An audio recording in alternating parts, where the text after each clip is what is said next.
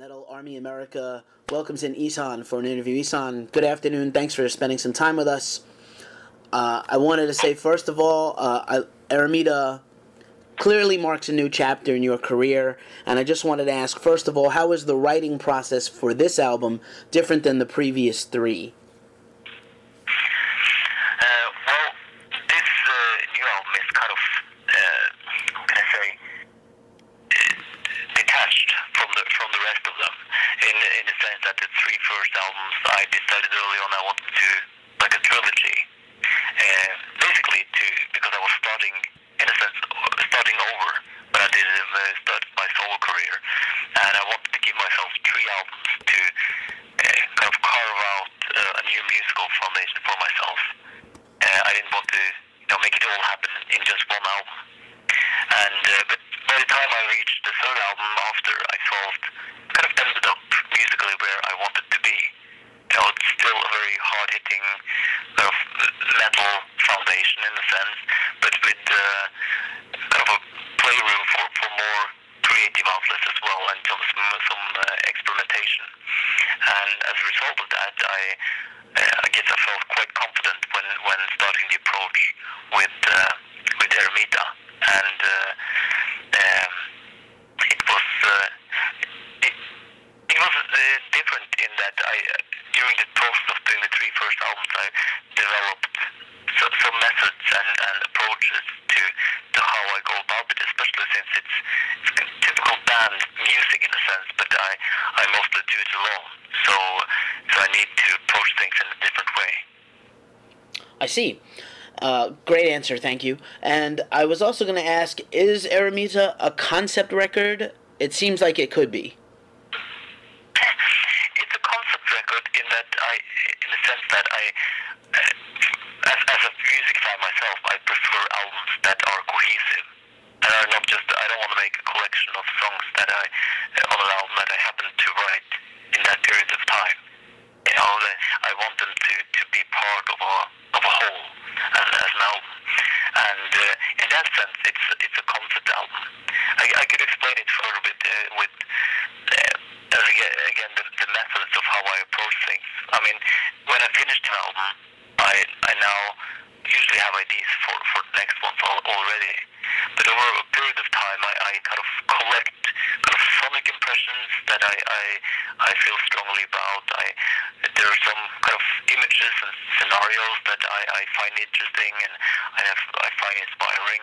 I kind of collect all this, and in the end, before even starting to write any music, I come together with Heidi, my wife, and kind of my secret band member, in the sense that we work together, with all our music. So she's kind of the natural sparring partner for me, and she's really good with concepts and structures. So together we kind of form a framework, if you will, kind of a synopsis for the album, a scenario with some images and everything, really just to keep the creative focus during the process of writing the songs, but I can immediately tell if it's going towards the end goal, or if it's something that falls outside this. And in that sense, of course, that framework forms a kind of a concept for the album, and it's kind of framed in with the beginning and an end. There's arrival and there's departure, and then there's everything in between. And there are some recurring themes there. It's of course the title implies a very solitary perspective, and there's some escapism in there. There's obviously the paranoid. So this, in comparison to my previous album After, which was all just desolate, lifeless, bleak landscapes, this is one is much more introvert and kind of personal. The protagonist of this is, I guess, has much more issues. Excellent, excellent. And I'm glad you mentioned Heidi, actually, because she is one of the many collaborators on the album with you, and I know she's your frequent collaborator, of course. But I was going to ask, how do you choose the different talents to bring in to share in the creative process when you're writing? the ingredients I want to have on this album. I wanted it to be very dynamic and organic sounding album. So it was very natural for me to ask Tobias of Leprous to play the drums, as he's been in my live band since the first live show I did with this project. And so he's a very talented drummer, and he doesn't really come from a metal background, so he has much more of a jazz and rock type of approach to playing drums. And another part of my method of writing is since I'm wearing so many hats, as they say during the process, I try to break the songwriting from the production part in a way, and hence when I write new songs, most of the times I write the riffs on the guitar, occasionally on keyboard as well, or just with vocals, but mostly on guitar. But instead of recording the guitar parts, I usually program them into my computer and play them back with a piano sound. So, because with the idea that if it works, if the whole song works with the riffs played back with a piano sound, it will probably work when you get the full-on guitars and blasting drums as well. And to get the dynamic kind of potential out of Tobias when recording the drums, I actually just gave him some guideline drums that I programmed, and all the songs were just a quick track and the piano sound. So he had to record the whole album just from a quick track and that piano sound, and then he had to put all the energy in there. There were no free songs, so he had to build this whole kind of rhythmic foundation, just imagining how it was going to sound like in the end. And I feel that really contributed to get the most out of him, and I think he did a fabulous job. And that kind of made a foundation, and from there on I kind of built the layers on top of that. And as for the other guests, someone I knew that I wanted along since after was of course Jørgen Munkeby on saxophone, basically because the friendship we developed during the after sessions and in between there, and he's such a talented musician and also such a talented interpreter of music. So it was that was just natural for me to continue that collaboration, because I knew that he would be able to catch on to my ideas so quickly and kind of do his magic. And as for the others, of course, I finally got Heidi to sing on my album again, and Einar, who does vocals on the opening track, is also from Leprous, and very talented vocalist, and he was just perfect to do those lines in a sense. So more or less the whole album was finished when I brought in the other guests. And Devin Townsend, it was really a matter of exchanging favors really, because he asked me first to do vocals on one of his songs, on Deconstruction. Mm-hmm. And it was kind of hard for him to say no. Right. Which I asked, no, I think he thought that was cool. But it was basically just sending him, because my clean vocals are kind of soft. And for that song, I wanted something that was more expressive. And he had kind of this very powerful and almost theatrical way of singing. So I thought that would be perfect for his voice. So I sent him the tracks, he did the vocals and sent it back. So rather easy these days. And similar situation with Jeff Loomis.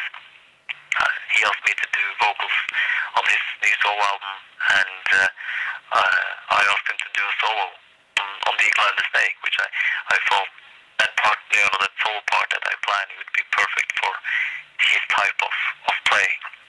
And he also did a great job. So but all these guests were, just very welcome kind of spice at the end of making the album.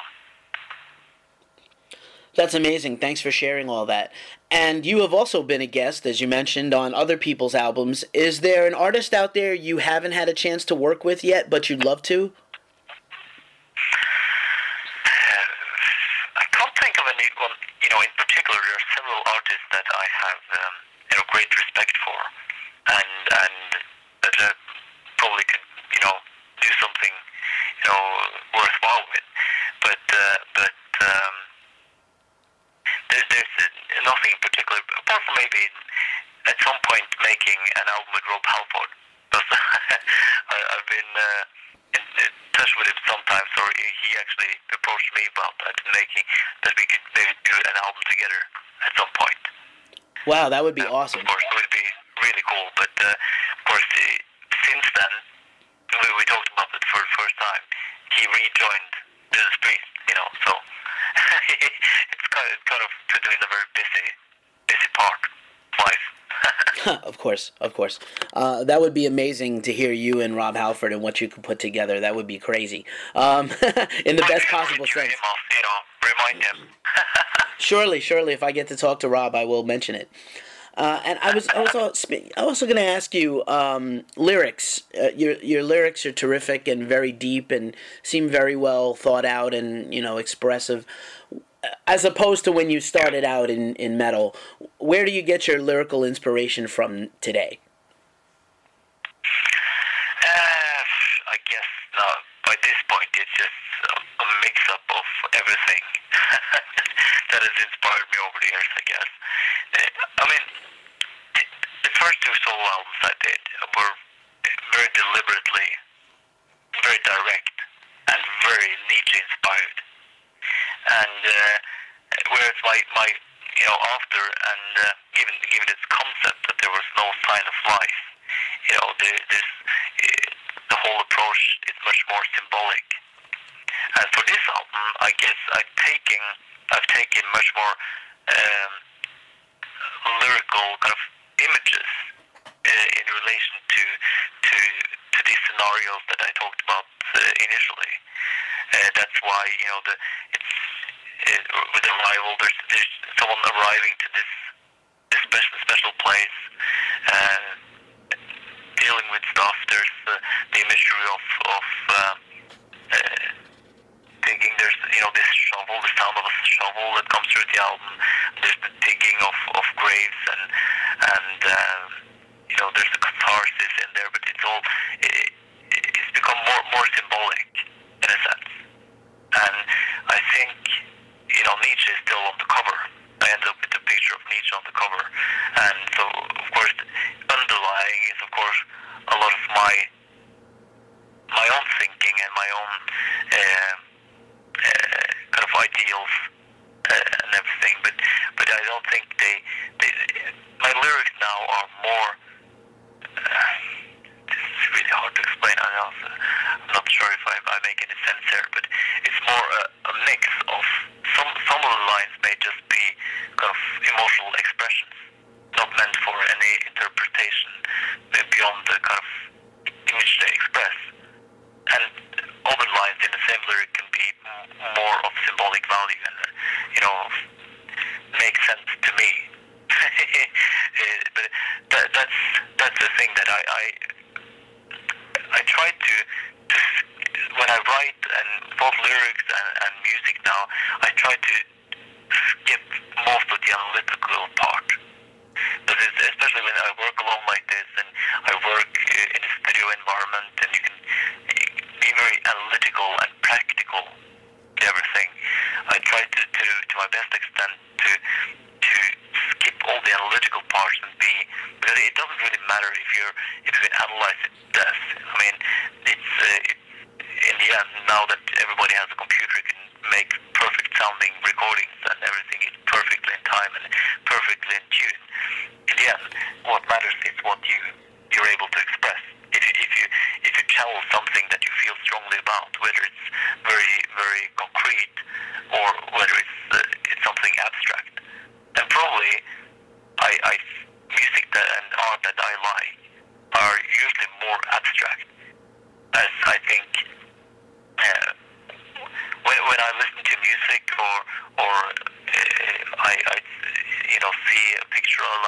anything like that. I'm more interested in how it makes me feel than what it made the artist feel. And I kind of hope that's why I can't really say what I want my listeners to experience or understand from my lyrics or anything like that, because I have some underlying themes, of course, that I'm concerned with. That I want people to be concerned with what my music makes them feel, not what I felt when I wrote it. So when I give it away, in a sense, when releasing it, which is kind of a hard thing sometimes, but I want people to make it their own experience in a sense, and because there's no way I can kind of they can't really be in my head, beyond what parts of it I put on the album. No, that's a great answer. I appreciate that, the depth of that answer. Thank you very much. And just for a last question, do you ever take the time to reflect on your entire career? Obviously, you have a legion of fans that admire different parts of your career, and some who've come with you the whole journey. Obviously, Emperor, even the recent albums, Harding Rock. There's so much work, a body of work. Do you ever reflect on your place in the history of metal? Well, sometimes I'm just forced to, because I'm doing interviews. So for me,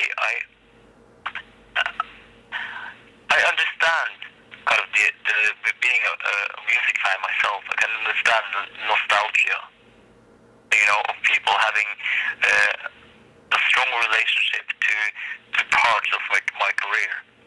In the same way that I have a strong relationship to parts of some other bands' careers, and that has nothing to do with me really. It just, again, reflecting on what I just said about people having their own experience to music they listen to much. Especially music that you listen to when you're in your teens and everything, you attach so much to them. And it has really nothing to do with the artist. It's just that, you attach your own experiences to this piece of music. And I guess that's kind of beyond me. And people are very nostalgic because of, Emperor as a phenomenon almost. It grew even bigger after we quit. And it made it into something that lives life on its own, regardless of who you were in the band. And I think I can understand that some people prefer, things I did in the past. But for myself, I feel my best is yet to come. If you understand what I mean. And if I didn't believe that, there would be no point in actually continuing. If I kind of agreed with a lot of people who think I made my best music when I was 17, it wouldn't really be any point for me to do this. But my point for making music is because I find it exciting. And if I can't find it exciting anymore, it's no use actually continuing. So if I owe anyone anything in that regard, that my privilege of having a fan base, that people who enjoy my music can actually buy my music, and so I can have this for a living. What I owe them is to continue to do my absolute best in the most authentic and honest way I can. And that's not by being nostalgic and thinking, oh yeah, I used to play in Emperor, oh yeah. I don't care about that at all. That's my teenage years and early 20s. Of course. I'm far beyond that, and I'm proud of what I that I followed that path, and that I was so determined, and it's definitely why I'm still here. It's part of my whole life. But I'm also glad that I took the decision of not continuing not to compromise, because when the Emperor came to the point that we did not pull in the same direction, we left it, and I went on to do my own thing. Right, and I think that's a great way to finish up. Thank you so much for that final answer and all of your time, IHSAHN. Thanks for spending some time with Metal Army America. It's been a great pleasure to speak with you today. Well, thank you very much for the support, and I hope someone made sense of at least some of what I said. Thank you. I think they will. Thank you. Take care.